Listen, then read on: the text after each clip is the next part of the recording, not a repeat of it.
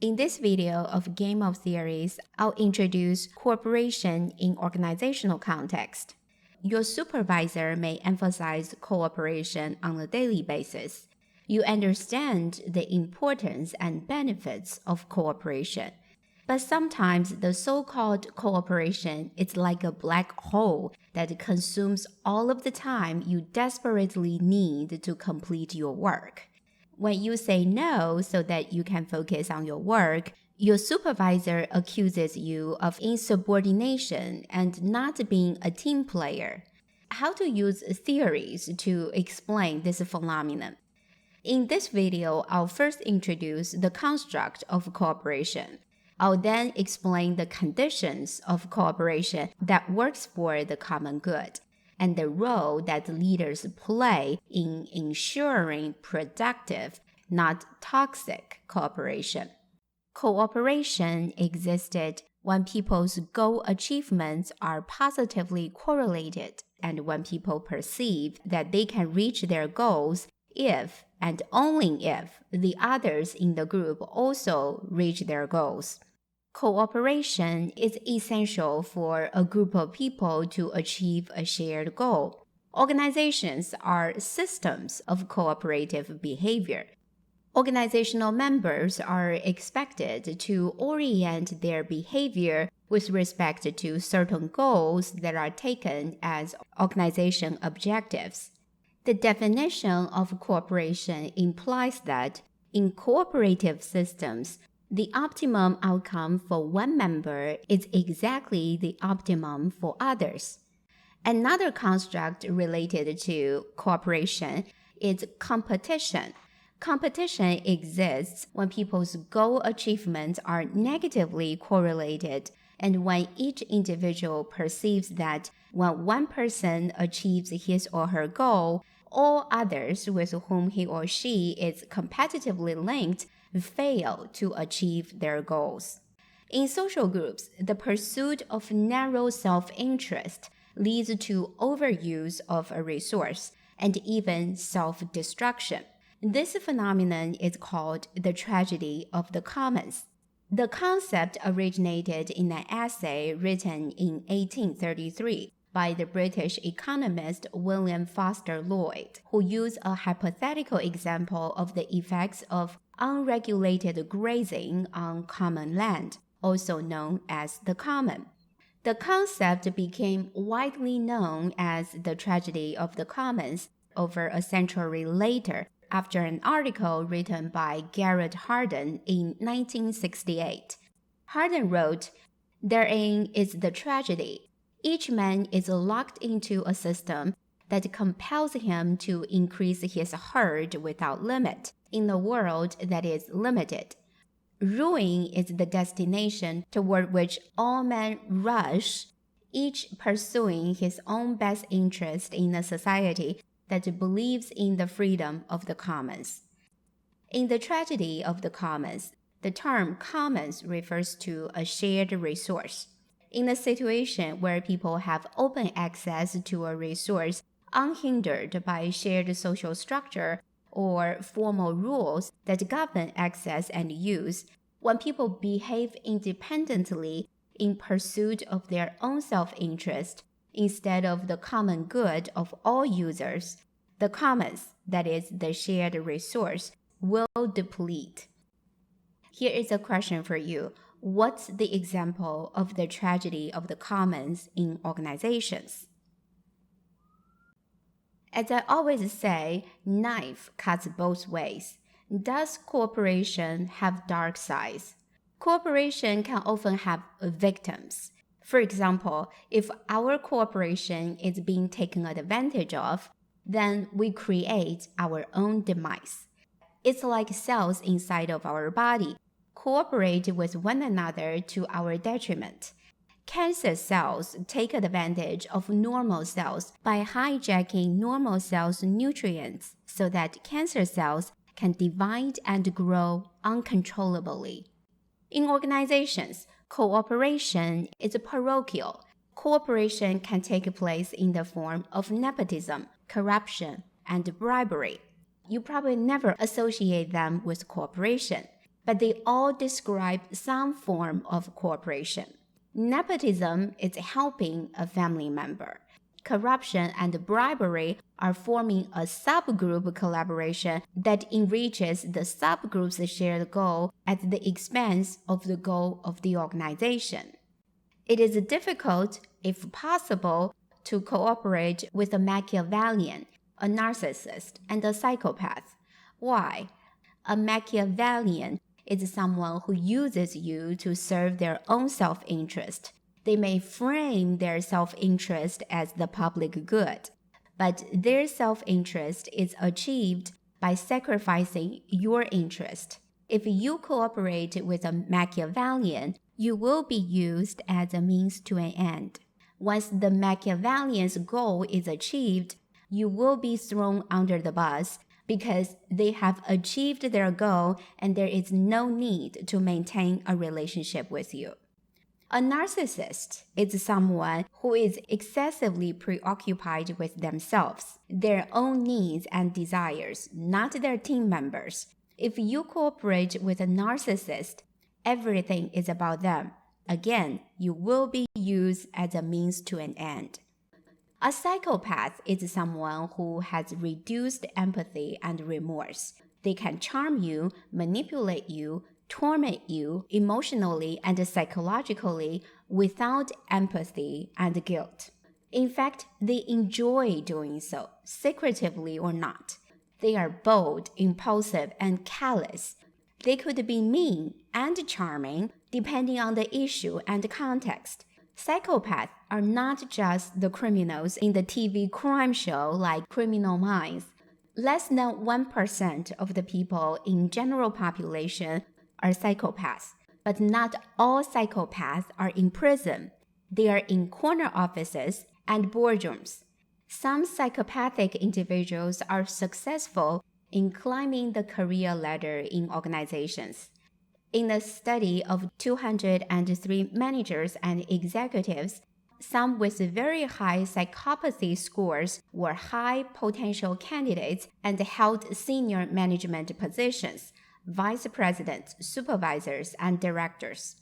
Psychopaths don't just survive in organizational hierarchy, they thrive in it.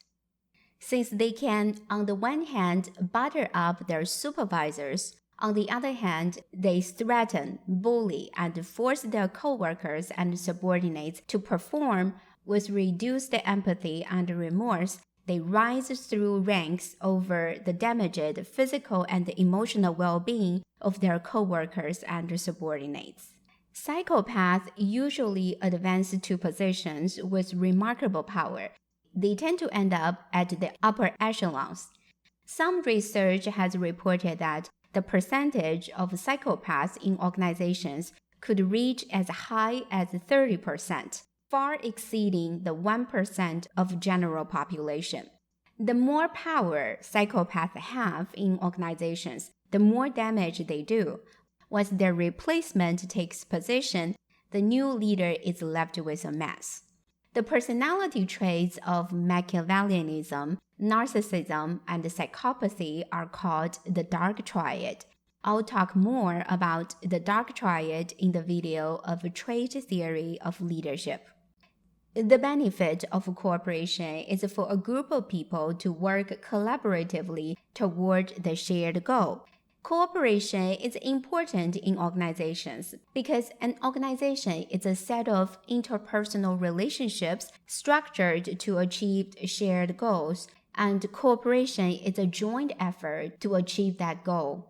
The role of leaders is to organize people to work together, that is, cooperate, in accomplishing the shared goal using available resources efficiently and effectively. How to do it? First, don't judge cooperation by behavior. Focus on team members' cooperative intent. We've learned from the theory of planned behavior that there is a difference between behavior and intent. Cooperation requires the ability to understand other people's intentions. Cooperation is hardly possible unless the intentions of each member of the group can be communicated to the others. People can develop an understanding of others' intentions at a very young age, as young as 10 to 14 months old.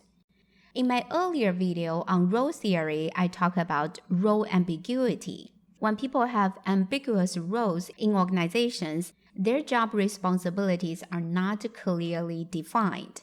We may have intentionally or unintentionally created a competitive environment. People adjust their behavior if they find out that the intentions of their competitors is not for the shared goal, but for self-interest.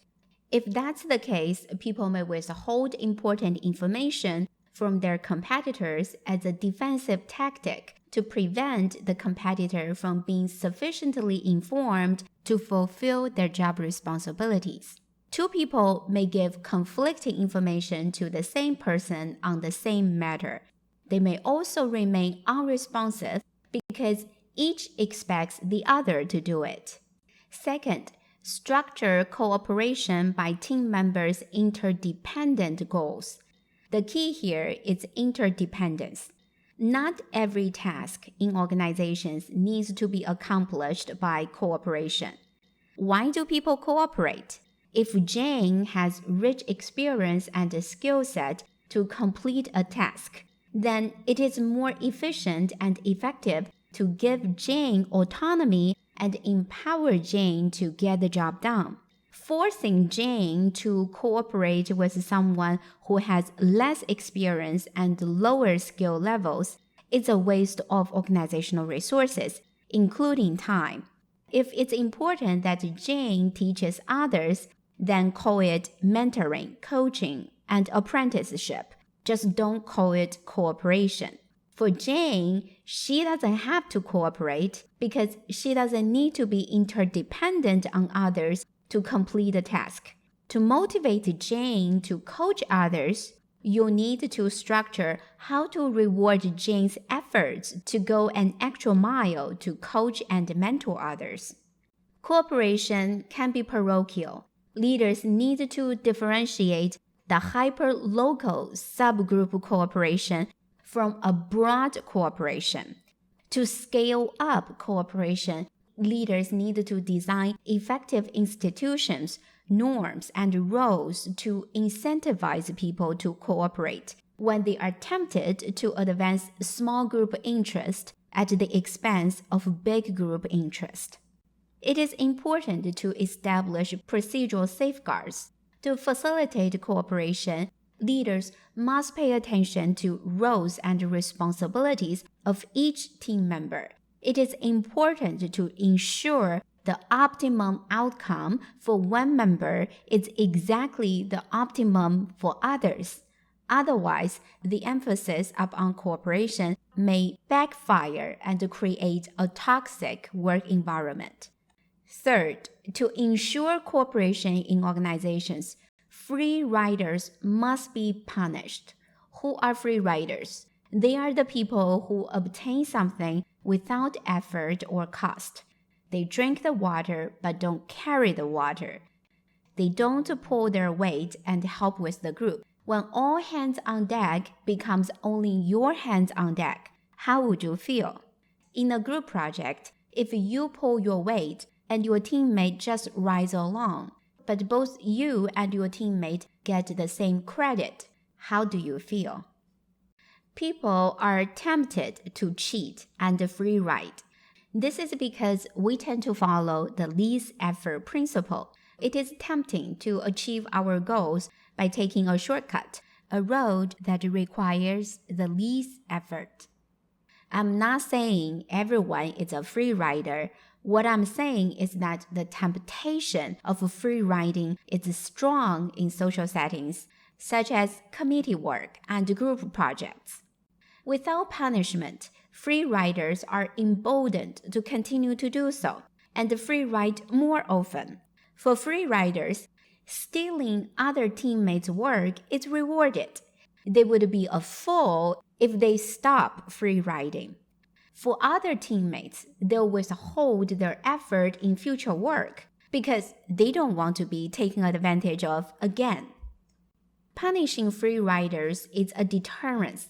It's one way to establish social norms in a team, demonstrating to the team what is acceptable and what is unacceptable. Punishing those who deviate from cooperation is instrumental to establish a cooperative equilibrium in organizations.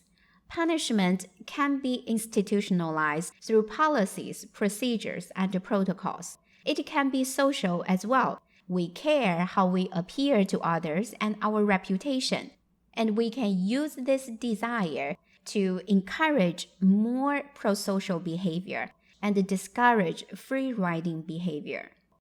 A punishment-absent organization is not for promoting positive organizational culture.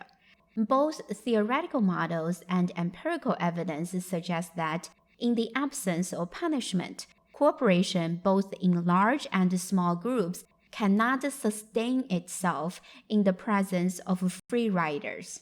In an article titled Social Norms and Human Cooperation, published in Science in 2004, authors investigated how cooperation norms are enforced by reviewing evidence showing that sanctions are decisive for cooperation norm enforcement. Here is an article published in the Leadership Quarterly in 2020. The article was about the relationship between the types of leader communication on free-riding behavior and group cooperation. The authors focused on two types of leader communication: empowering leadership communication and directive leadership communication. The empowering leadership messages convey a willingness to share power and responsibility with the group. Within these messages, there is an emphasis on we, together, support, encouragement, and understanding. Examples of empowering leadership messages were, "Are you unclear on my instructions for you? We are trying to achieve our group goal together.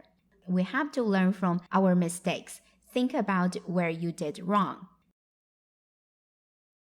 Directive leadership messages convey a willingness to provide clear guidance and expectations to followers, where there is a focus on you, must, I, telling, and instructing.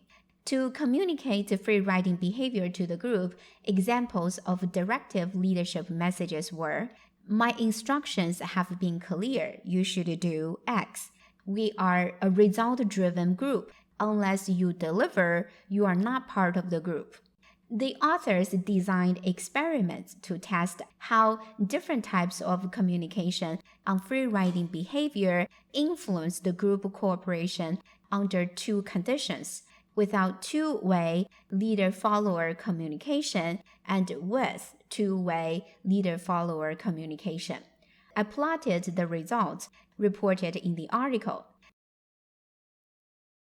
Under the condition of no two-way leader-follower communication, empowering messages, that is, the messages with an emphasis on we, together, support, encouragement, and understanding, were more effective in mitigating free riding than the directive messages. What about the conditions of two-way communication? Group cooperation was higher in the condition of two-way communication than that of without two-way communication.